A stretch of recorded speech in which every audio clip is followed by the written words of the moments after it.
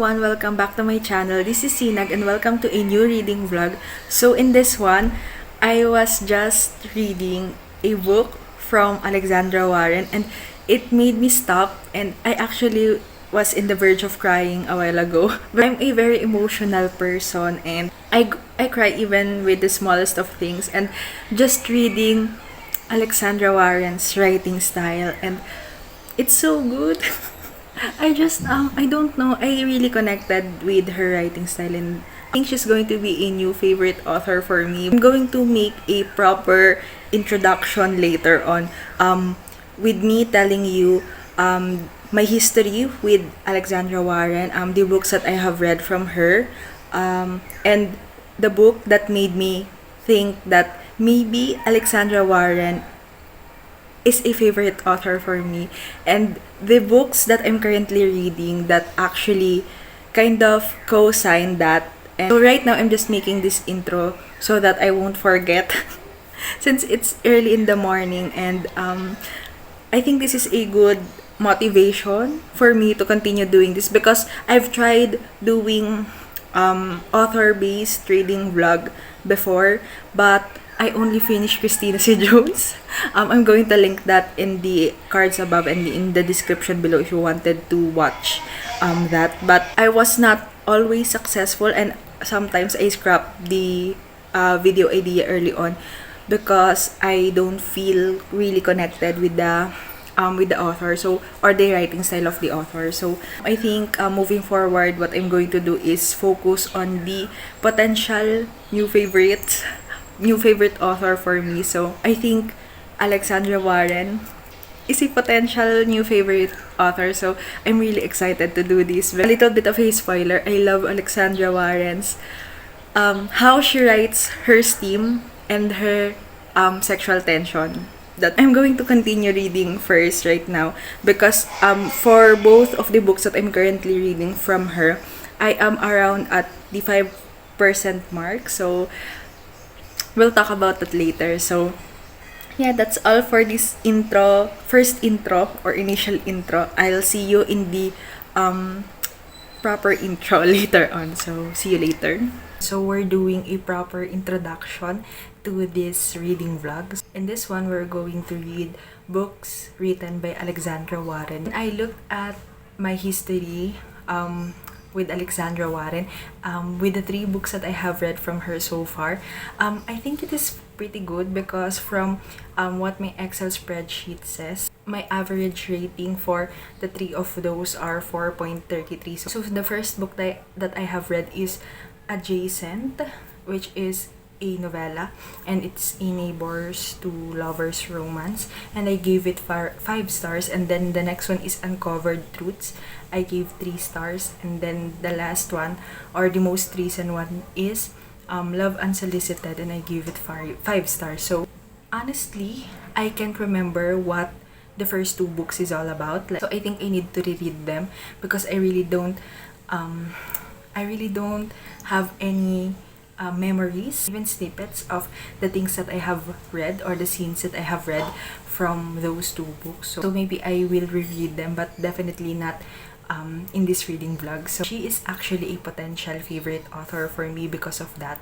Because with the last book that I have read from her, or with the recent book that I have read from her, which is Love Unsolicited, that book kind of showed me the range or the awesomeness, the awesomeness of Alexandra Warren's writing style, and especially on the steamy scenes. Like, she's really good at that. So let's talk about Love Unsolicited for a bit before I continue, or before I say what I am currently reading from her. So Love Unsolicited is actually about Joella and Keanu. So Joella she's a finesser. She basically likes to kind of scam rich people or rich men, and she uses her looks in doing so.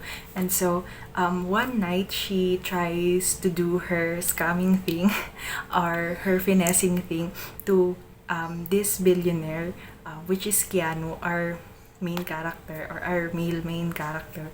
And that started their what do you call this, one night stand, a series of one night stand. The initial one night stand actually opened the opportunity for them to constantly do the thing. And so this is a billionaire romance, I think, and it's very steamy. So they actually have a connection that they don't, that at first they don't know they have. For me personally, I like seeing how the plot and the relationship grows as the story also progressed. This is a very steamy book, and this one actually made me do these spicy romance book recommendations, and aside from that, it actually got me out of a reading slump. So after reading Love Unsolicited and seeing the craftsmanship and how good the writing style is, and not just the writing style but also how she did her steamy scenes, because I think writing a very effective sex scene or steamy scene, it's a talent, and I am I don't know how to explain it, but if you haven't read it, please try reading Love Unsolicited first. And if you haven't read any Alexandra Warren, I'm confident to say that it's a good thing if you start on Love Unsolicited. That's if you want your steam, or if you like very steamy scenes or steamy romance, you should definitely read Love Unsolicited first. And it's a perfect book for me in terms of just giving the vibes and the writing and all of that. So I don't know if I am making sense, but I highly recommend that book. So let's now go to the books that I'm currently reading right now. So I am reading two books from Alexandra Warren, two books from two different series. So let's talk about the two of those separately first. I'm going to talk about the book that I am more excited to finish reading, which is The Games We Play. So The Games We Play is actually a brother's best friend or best friend sister romance. So we basically have Londin and Chan. So I am actually at somewhere around the 10% mark. So I am still very early on, but the reason why I am more excited to read or to finish this one is because the other book has a trope that I don't like. So anyway, let's talk about that later. In The Games We Play, at least from what I have read so far, we have Londin and Chan. So they were childhood, they know each other from childhood because Londin's brother Eric is best friend with Chan's. Chan's just goes back to this childhood town or childhood place where his mother still lives, and he was basically there to do work but at the same time spend time with his mother.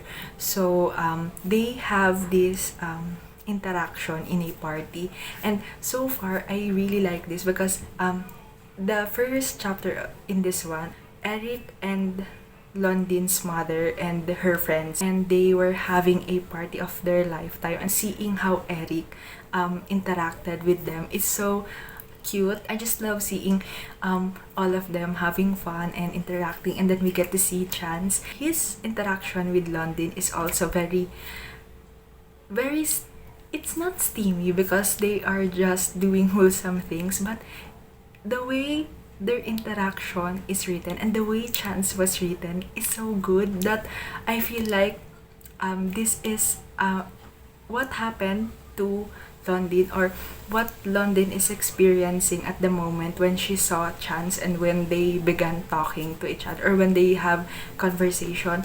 I feel like that's a very subtle romance. I don't know how to explain it.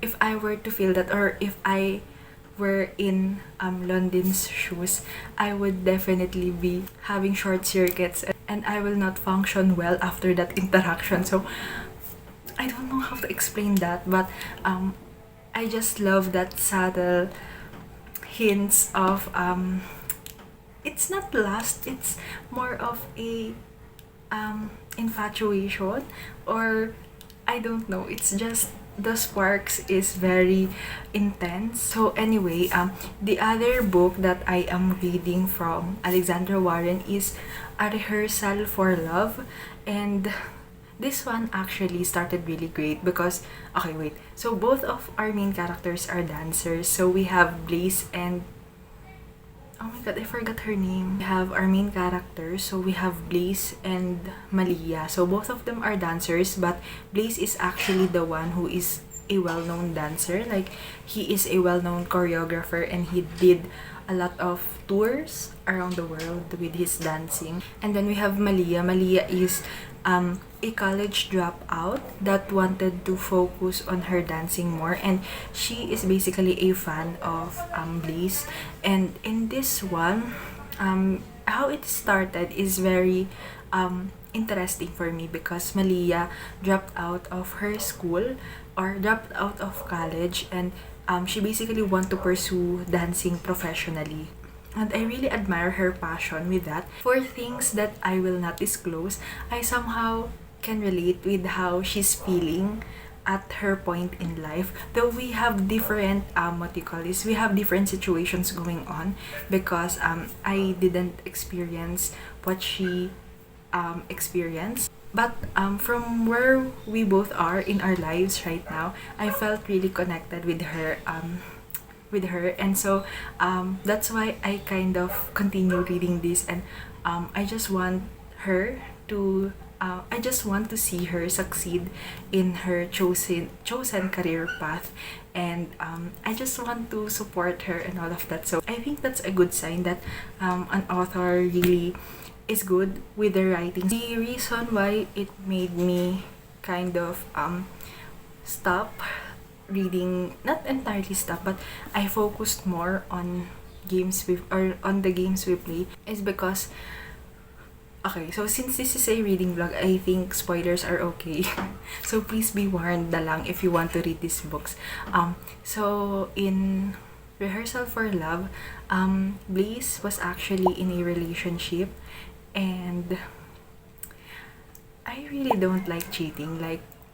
And the thing is, before reading this book, the two books that I have read, like before this, was actually not about cheating, but the guy cheated on the girl. One of our main characters cheated on their significant other, and so I don't know why I kept on reading this book about cheaters, but they're kind of, once I started one book, it kind of continues, and I'm just so tired. And so even though I like the main characters, I like their personality, I can see that they are humans, or they have depth in their characters, and the plot is interesting for me to follow. But reading about cheaters is kind of it's kind of headache inducing for me, and honestly, it was supposed to be a, a trope that I DNF early on. If the book has that trope or has cheaters POV in it, or one of our main characters is a cheater, I automatically DNF it because I just don't like. But I don't know why. When it comes to my favorite authors and potential favorite authors, if I've seen the quality of their writing and how hooked I am with their storytelling, I kind of want to finish reading cheater books or books with cheater main characters in them, because I feel like if it is from the author that I trusted, that I like their writing style or storytelling capabilities, I kind of trusted them. Anyway, I think I'm going to focus more on, or I'm going to prioritize reading and finishing the games we play first. So that's it for this clip, and I'll see you once I have something more to say in either of the books. So yeah, see you later. Last night, I finished reading The Games We Play, and I gave it 4 stars. And it's a perfectly good book for me. It gave the right amount of sweetness and steaminess that I wanted. Though compared to Love Unsolicited, which is my favorite Alexandra Warren book, and that book is like the steamiest book or the steamiest romance book I ever read. So, compared to that, it's a bit tamer. This one, The Games We Play, is a bit tamer. London and Chance, I like that they both have chemistry together, and at least I can see them working out as a legit couple, not just as a FUBU. So I think this book is really good in showing that friends with benefits to lover situation, and their transitions to that. The only thing that I kind of side-eyeing while reading this one is the how London and Chance, basically, how both of them makes each other jealous just because they wanted to elicit a reaction from each other, and that's just too childish for me, and I really don't care that much. It's kind of a recipe for a miscommunication, and good thing is that Alexandra Warren didn't go into that, at least in the miscommunication aspect between the two of them. So outside of them, there are some miscommunication, but within the relationship, within the romance, I like that both of them learn to use their words and talk to each other, and especially London, because she's the one who likes to play the games. Like when Chance realized that he likes London na, or he wants to pursue a legit relationship with London, he was onto it. Like he wants to talk to her about it, and he was able to tell her his feelings, while London is the one who keeps on kumbaga playing the game still. So, but it's still a good book for me. I can't wait to read Khalid and Jaila's book, which is the next book in this series. So the lessons we learn.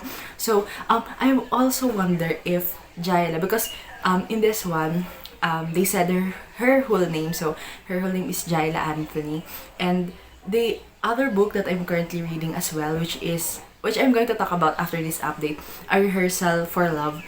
We have Blaze Anthony, the hero. So I wonder if they are connected, or they are siblings or cousins. I also like the other side characters in this one, especially London and Eric's mother. So Miss Annie, she's the one who goes viral with her twerking. So I find her interactions with anybody as well as Miss Ellen is so funny. So this is another check mark on Alexandra Warren for me after Love Unsolicited. So now let's go to my update for A Rehearsal for Love. I am in the 28% mark for this book, and okay, so far I love Blaze and Malia's interaction, and they were both dancers, right? And Malia goes to Blaze's studio or dance studio to ask him to teach her how to dance, or all of the dance things. This one, they have their private sessions now, right? And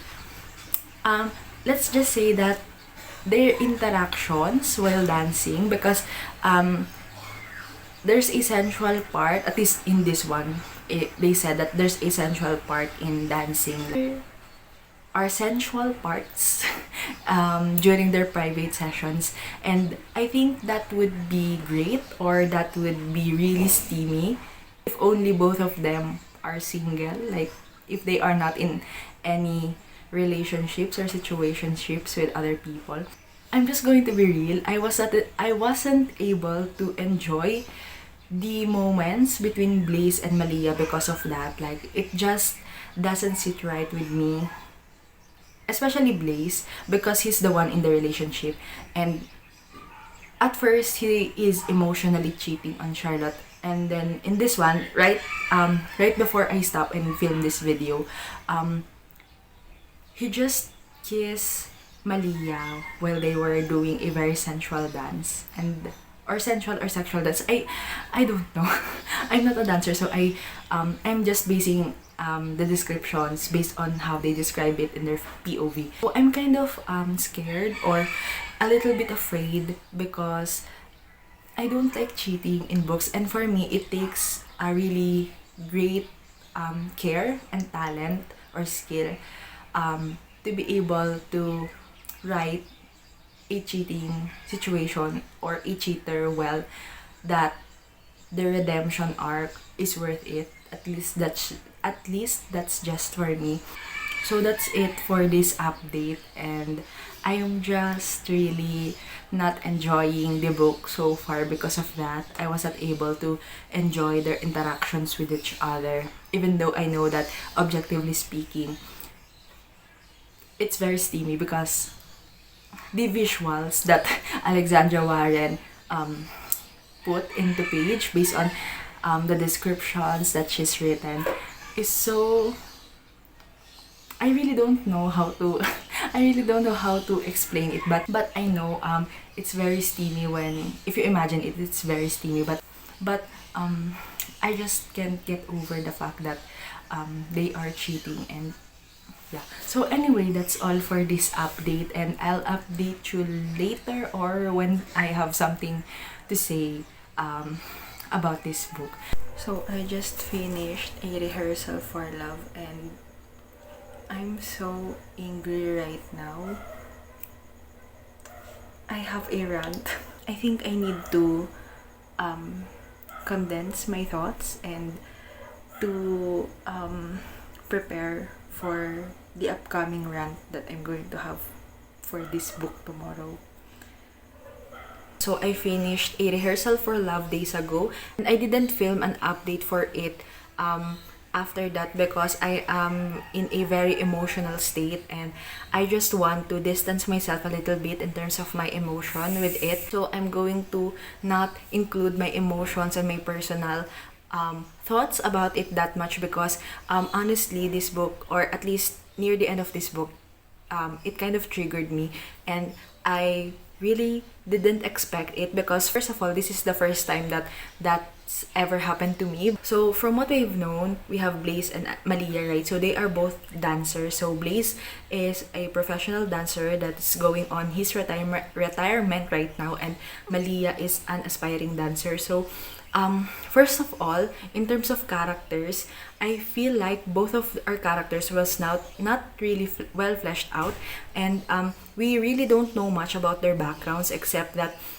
Blaze was a professional dancer and is now going on his retirement, and he's also doing a workshop for aspiring dancers. While Malia, what we've known about her is that she don't like going to school, and she is more focused on pursuing a career on dance, which is the thing that she loves the most. And she has an evil mother, and she works as a part-time waitress in a restaurant. So that's what we've known about her.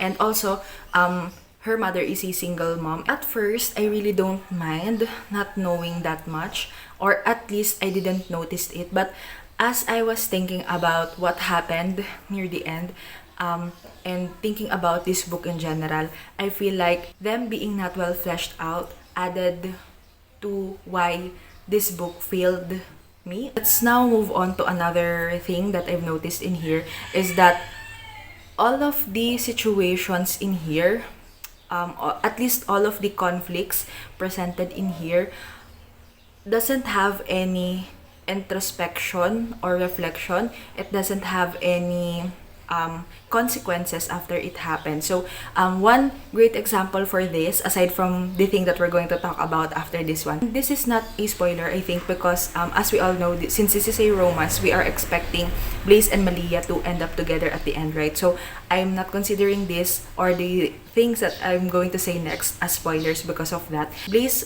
is actually in a relationship with Charlotte when this book started, and somewhere in the middle, Blaze broke up with Charlotte.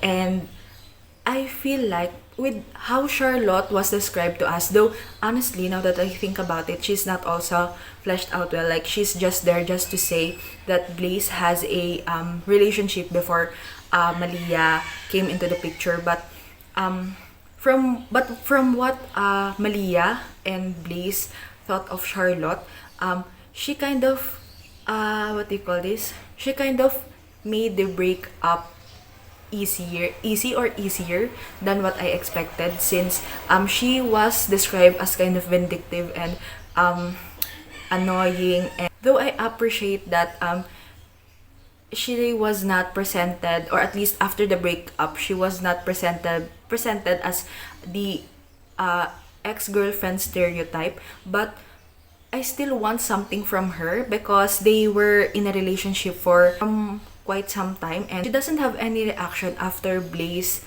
broke up with her through call. I forgot if it is phone call or video call, but he didn't broke up with her personally. And from what we've known, or from what we've seen about Charlotte, she's not that type of person who would let this go easily, especially since Blaze, from what I can remember, Blaze kind of thought that Charlotte only stayed with him because of his accolades and because of his name. So when I saw that Charlotte actually didn't have any reaction or retaliation after the breakup, it feels flat to me, and it's very unrealistic with how her character was built in this book. And that's just one example that happened in here. And I feel like the writing in this one was too fast, but also too slow. The writing in this book was too fast than what the story or what the book was intended to be, and that's why I feel like we're only seeing snippets of scenes instead of a fully woven scenes or stories together in order to complete a one whole connected or interconnected storyline. Let's now move on to the thing that made me angry on the last clip and made me pause for a while in doing not just this reading vlog, but also reading in general. By the third act of this book, or the second half of this book, okay, so this is going to be a spoiler, and if you plan to read this book first, I'm suggesting you skip ahead. But if you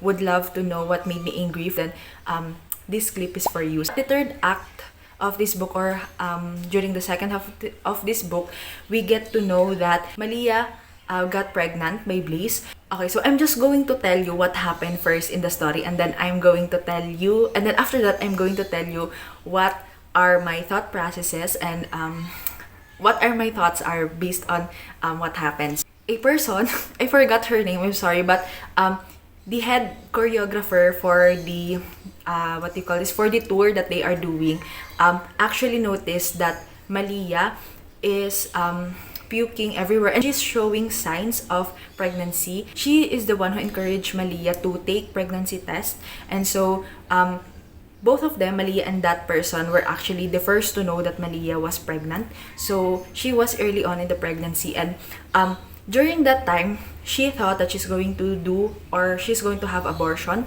And during that time, she actually thought of doing abortion because of several things that she mentioned. So, but we're going to talk about that a little bit later. But after knowing that, she goes to Blaze immediately after the tour thing. She goes to Blaze immediately and inform him that she is pregnant and she wants to do an abortion. So Blaze, he reacted very poorly in this situation, in my opinion, and his reasoning is so dumb. In this situation, he thought that Malia was trapping him, but at the same time, he's also thinking about the many times that they have sex together and how he didn't use condoms. And so I'm just thinking, like, what are you expecting? You're not using condoms while having sex together. So, and then his reaction after that, he's so dumb. But he shouted at Malia and said that she's not allowed to have abortion, blah blah blah, because this is his legacy, whatever the fuck is. And I really hate how he worded it to her, and how he basically said that since this is his retirement na, he deserves to kumbaga continue on his other legacy, something like that. And but what about Malia? Like, this is Malia's breakthrough in her career in dance, and it's going to be hard for her as a dancer. And I just can't with that entitlement in him. And Malia actually talked back to him and explained why she wanted to have an abortion. So, which, first of all, she doesn't need to because it's her body. But she said that she doesn't want to have children at the moment because, first of all, okay, so this is the thing that made me angry. During that time that Malia was doing tours, dancing in the, I forgot what the fuck is happening, but she is one of the backup dancers of a famous person that has a world tour going on. So, or I don't know if it's world tour, but there's a tour going on and she is one of the dancers. So at that time, she was actually kicked out in her house. So she's basically homeless. And then I'm assuming she also stopped doing her part-time job to focus on the tour aspect. So the only income that she's getting was that on tour. And I'm also assuming that it's also not that great of an income because she's a beginner in the industry. You're homeless, you don't have a job, and you're just starting in your career as a dancer. Why are you bringing a child in this situation? And that's just one of the reasons that she said to Blake. So first is because she's homeless, and then she don't have any financial capability to support a child. And then aside from that, she also was starting in her career as a dancer. And after that, they got into a very heated argument, and Malia left Blaze alone and go somewhere else. And then after that scene, right, the next scene is Blake thinking about what happened and him realizing that he shouldn't said what he said and blah blah blah blah. And then after that Blaze scene, the next scene is Malia on the doctor's office and doing checkups, basically on how long her pregnancy is and all of that pregnancy shit.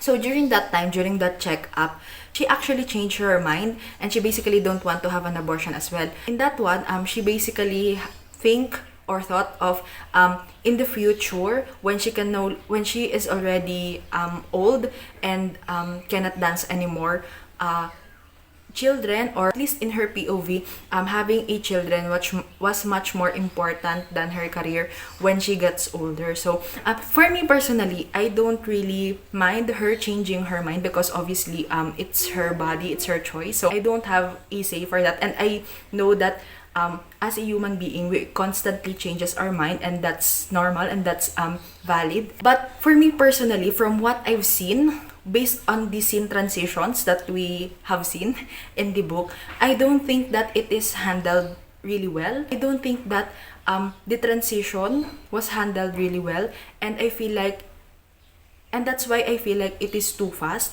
There's no reflection within themselves, and at the same time, communication between them as co-parents for this child. So from what I've seen in the book, Malia doesn't really take time to think about it thoroughly, and after having a decision of her own, talk about it with Blaze, since we also didn't get to see a reconnection in a way that they talked about what happened. Like after that, after deciding that she wants to have this child na, when she and Blaze kind of reconnect or talked again, they just continue doing what they're doing without actually acknowledging what happened. And though Blaze actually said sorry or apologized on the words that he said, I feel like they didn't really get to the root of what this is all about. And I don't know, it feels like it's too fast for me. Like I need more reflection between the two of them. I need more reflection individually, and after they have their reflection individually, to talk about the situation or communicate effectively with each other. And I think that didn't happen in this one. The communication in this book was non-existent, and it's just disappointing to me in that way. So that's my main problem with this book, is how everything just keeps happening without really a pause, or without any of the characters internalizing or having reflection on what happened and really getting to the root of what the problem is and communicating effectively with each other. And that's why I think personally, for me personally, the abortion and not taking the abortion was, I feel like it was not handled very well because of the writing. It's not about Malia changing her decisions or changing her mind about it. It's more of how the author wrote the situation during and after their decision, and and the lack of communication between our main characters. So that's my review of this book. I gave it 1 star. I've thought about doing a rant review for this one, but I decided not to because I don't know, it's just every time that I relive this, it kind of triggers me. I just want this to be over na. That in short, TLDR, I don't like the writing in this one. I don't feel like it handled the situation that happened in this book well. And then I also don't like the character development or lack thereof. So personally, I will not recommend this book. I just want to read more love unsolicited kind of book. I actually started reading another book from Alexandra Warren, which is The Real Deal, and that book made me stop. Alongside this book, that book also made me made me kind of pause this reading vlog for a bit because that one also includes cheating. We are in the POV of our heroine, which is a mistress. So let's talk about the synopsis of that first. So we have our heroine. She's a mistress or a former mistress. She wants to separate herself from that guy. She goes with her friend to this performance event. I don't really know what to call that, but one of the performers is a rapper named Gavin. So she met Gavin through that, but Gavin don't know her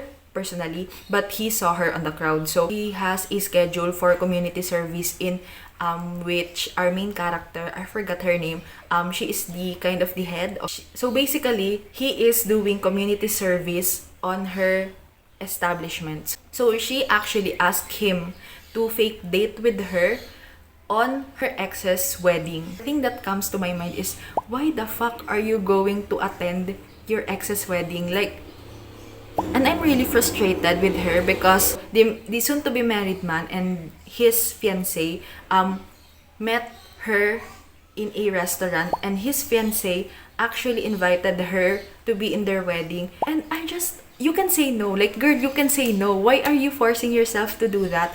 These characters are making me mad, and so I took a pause. But from what I'm seeing, the overall plot of this book, or from what I'm assuming the plot of this book is going to be, it's going to be a dumb plot. Like, who is forcing you to go to your ex's wedding? And then I also felt bad for the fiancé because this is your husband's mistress, and I don't know, and she doesn't know, by the way, she doesn't know that she is his mistress. But I just can't with the fakeness of our main character. Like, I hated her so much. I feel so bad for the fiancé of the guy and for our hero, who is just supposed to be doing a community service but was forced to do this fuck up fake dating thing. I'm kind of scared na to continue reading more from this author because I feel, what is going on with these characters? Like, I just want more love unsolicited. The reason why I did this video or this author taste test is because I'm assuming that there's a lot more steamy scenes like that of love unsolicited, but I don't know what's happening. That's why I'm so tired. I just want to do other things, and yeah. So, and aside from that, I'm also reading another book from another author that has cheating in it, and I'm so tired of this cheating thing in books. I can read them from time to time, but not back to back to back to back. Since last month, the books that I'm picking up kind of have some form of cheating in it, and so I just want this to stop. So that's it for this clip, and I'll see you on my next update. Hello everyone. So I decided to DNF The Real Deal by Alexandra Warren. I stopped at the 18% mark, and I just can't. I just finished reading a book about a cheating as lying as hero, and I don't want to read another book about cheating again. So, though in the story, our girl Regan is the one who is involved in the cheating because she is a mistress to this soon-to-be married man, and she has a lot of opportunities in here wherein she could just not go to that wedding or whatever the fuck, but she still chooses to do our hero Gavin kind of talks to her about her being a mistress and still going to the wedding just so she can what do you call this, that's so she can go there and see the wedding dress and kind of judge the wife. And I just don't like Regan's attitude towards that, and I don't know, this book frustrates me. The books that I have been reading back to back to back frustrates me because why do I kept on picking up books that has cheating in it? And the latest book that I finished just a few moments ago has that. And I don't know why in these books people or side characters kept on siding with the cheater and kind of making excuses for them, and I just don't. I'm so sorry. I can't read this anymore. I'm not in the proper headspace. So there are two reasons why I read. It's either for enjoyment purposes or for knowledge purposes, or both. This book didn't give any of that. So what's the point of me doing this? So I'm just going to DNF it. I'm so sad because I'm expecting more books just like Love Unsolicited, but anyway, so one thing that I've noticed, Alexandra Warren's writing style is really good. I really enjoyed how she writes the plot. It's just that the characters and how the plot wraps up at the end, I don't know. I don't want to I don't know. I think I need to think about this more when I am in a clear headspace, because right now I'm so annoyed at these books that I kept on reading or kept coming on my way. So I'm going to think about this more thoroughly and thoroughly and kind of objectively if I can. So I don't know what's going to be next. If I don't know if the next clip will be me wrapping this all up or me trying to read another book. But so I'll just stop this na and do other things, do a little bit of household chores or cleaning the house. I just don't I just don't want to read any books at the moment. So I hope this will not turn into a reading slump, but I kind of feel like I just want to distance myself with any more books. So that's it for this clip. I'll see you on the next one. I'll see you in the next one. Bye-bye. So this is going to be the end of this reading vlog / author taste test. And so far, I gave Alexandra Warren's books a 5-star, a 4-star, a 1-star, and a DNF. So because of the recent 1-star and DNF, I decided to stop doing this na and maybe do another thing or another video again soon, but not anytime soon. The last 2 books of her that I included in here, A Rehearsal for Love and The Real Deal, actually made me have a reading slump. So I'm just going to stop for a while and maybe do a second chance thing. But so far, based from what happened in here, I think Alexandra Warren is a hit or miss author for me. But despite that, her writing style is really good. It's just that sometimes the execution was kind of off for me. So thank you so much for watching. I hope you still enjoyed this video and my thoughts. So comment down below if you have read any of the books that I included in here, and tell me your thoughts about them. And I highly recommend Love Unsolicited a lot, and yes, that's my favorite Alexandra Warren book. That's all for this video. Thank you so much for watching. I hope to see you in my next one. Bye bye.